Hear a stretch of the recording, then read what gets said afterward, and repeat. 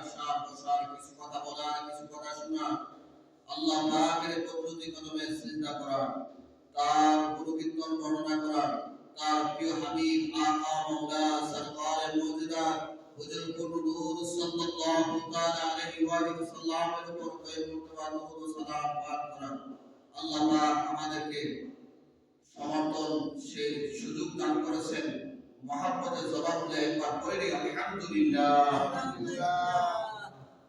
সম্মানিত হাজিরিন, যেহেতু সময় কম, এতে আজকের যে আমাদের আলোচনার বিষয় হালাল রিজিকের গুরুত্ব, হালাল রিজিকের গুরুত্ব, এই প্রসঙ্গে কোরআন এবং সুন্নাহর আলোকে আপনাদের সামনে মুক্তাসার কিছু আলোচনা করার ইচ্ছা পোষণ করছি। মহান আল্লাহ পাক এই অলৌকিক কথা বলা, আপনাদেরকে ধৈর্য ধারণ করে শোনা, আমাদের প্রত্যেকের জীবনে বাস্তবায়ন করা মহান আল্লাহ পাক তৌফিক দান করুন।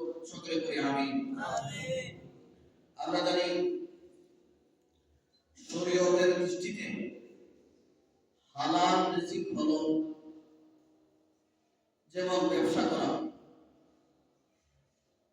কৃষিকাজ, বৃক্ষরোপণ, পশু পাখি পালন, শিল্প, বিভিন্ন কলকারখানা, চাকরি ইত্যাদি, এই সমস্ত যাবতীয় বিষয় যেগুলো কোরআন এবং সুন্নাহ অনুমোদন দিয়েছে, যেগুলো কোরআন এবং সুন্নাহ অনুমোদন দিয়েছে, আল্লাহর হুকুমে আল্লাহ রাসূল সাল্লাল্লাহু আলাইহি ওয়াসাল্লাম যেটাকে হালাল বলেছেন আর যেটাকে হারাম বলেছেন, যেটা হালাল বলেছেন এর উপর ইস্তেকামাত থাকা প্রত্যেক মুমিন মুসলমানের জন্য ফরজ।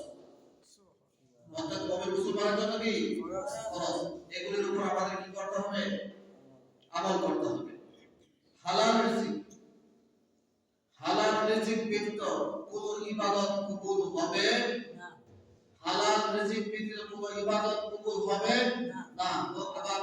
আবার সবাই আমার সাথে বলি, হালাল রিজিক ব্যতীত কোনো ইবাদত বন্দেগী আল্লাহর দরবারে কবুল হবে না। এই মর্মে আল্লাহ রাব্বুল আলামিন পবিত্র কোরআনুল কারীমে আল্লাহ রাব্বুল আলামিন ওয়াজ করেন, ইয়া আইয়ুহান নাস কুলু মিম্মা ফিল আরদি হালালান তাইয়্যিবা। হে মানব জাতি, এখানে মানব জাতিকে আল্লাহ রাব্বুল আলামিন সম্বোধন করেছেন, পুরো মানব জাতিকে আল্লাহ রাব্বুল আলামিন সম্বোধন করেছেন। কুলু মিম্মা ফিল আরদি, তোমরা জমিনে, তোমরা আমার এই জমিন, আমার দেওয়া জমিনে তোমরা যা ইচ্ছা তোমরা তা তোমরা ভক্ষণ করতে পারবে না, যা ইচ্ছা তোমরা তা ভক্ষণ করতে পারবে না। হালালান তাইয়্যিবা, তোমাদের জন্য যা পবিত্র হালাল করা হয়েছে তা তোমরা আহার করো, তোমরা ভক্ষণ করো। সুবহানাল্লাহ। বলে এই হুকুমটা আল্লাহ তাআলা মানব জাতিকে, সমস্ত মানব জাতিকে সম্বোধন করেছেন, ইয়া আইয়ুহান নাস, হে মানব জাতি, তোমাদের সকলকে আমি যে তোমাদেরকে যে জমিন দিয়েছি সেই জমিনে তোমরা যা কিছু পাও তা কিছু তোমরা ভক্ষণ করিও না। আমি যা তোমাদেরকে কত পবিত্র করে দিয়েছি তা তোমরা কি করো? ভক্ষণ করো। হালালান তাইয়্যিবা, তা তোমরা যেগুলি তোমাদের জন্য কত পবিত্র করা হয়েছে। তারপরে বলেছেন ওয়া তাত্তাবিউ খুতুওয়াতিশ শাইতান, এবং তোমরা শয়তানের পদাঙ্ক অনুসরণ করিও না। সুবহানাল্লাহ। তোমরা শয়তানের পদাঙ্ক অনুসরণ করো না। বোঝা গেল হালাল রিজিক অর্জন করা আল্লাহ তাআলার নির্দেশ। ঠিক তদ্রূপভাবে ওয়া তাত্তাবিউ খুতুওয়াতিশ শাইতান, এবং শয়তানের পদাঙ্ক অনুসরণ করা না করার ব্যাপারে এখানে আল্লাহ তাআলা নির্দেশ করেছেন। এবং হালাল রিজিক ব্যতীত হারাম পন্থায় যদি কোনো রিজিক কেউ উপার্জন করে, সে কার পদাঙ্ক অনুসরণ করেছে? কথা বলেন, শয়তানের পদাঙ্ক অনুসরণ করেছে।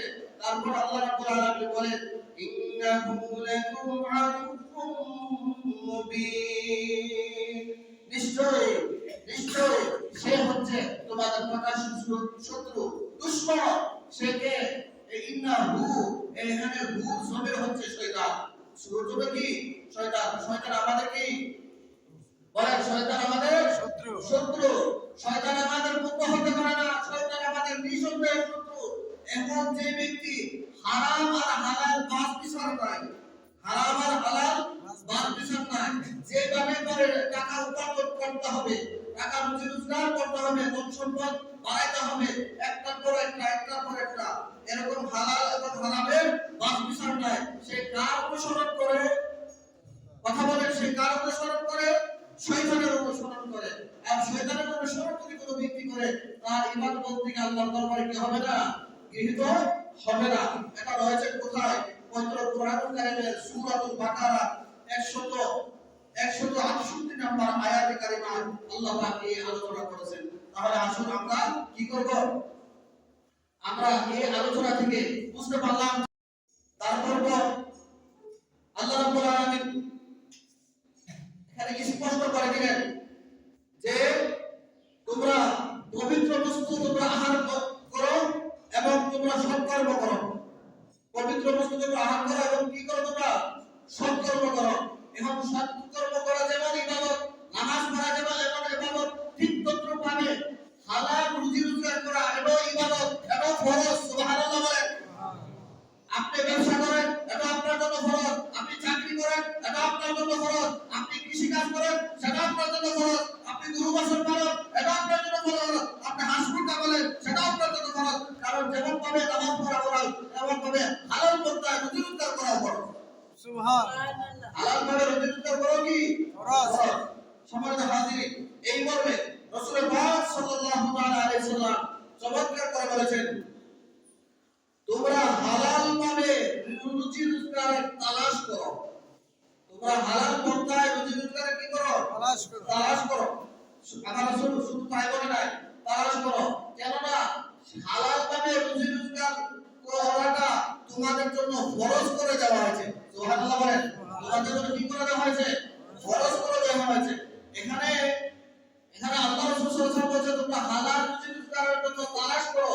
যা পাও তাই তোমরা রুজি করিও না, যা পাও তাই তোমরা রুজি করো না।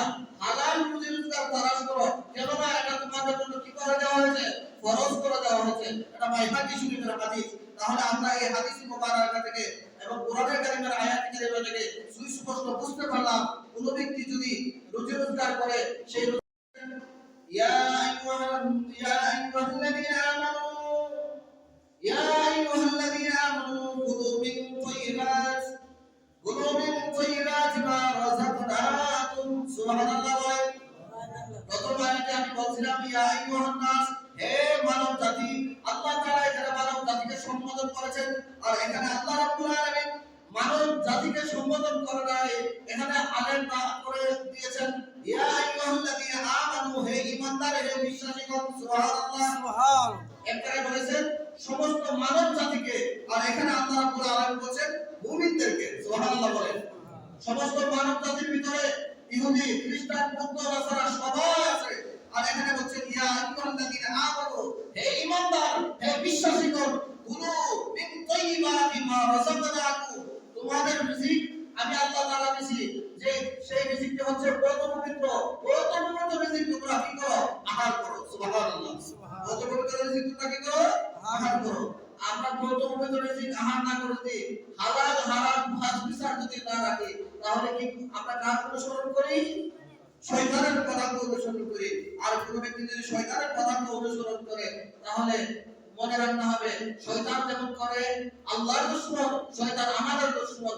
যে ব্যক্তি শয়তানের অনুসরণ করবে, সে গুরুদেব প্রকৃত অর্থে সে খাঁটি মুমিন মুসলমান হতে পারে না।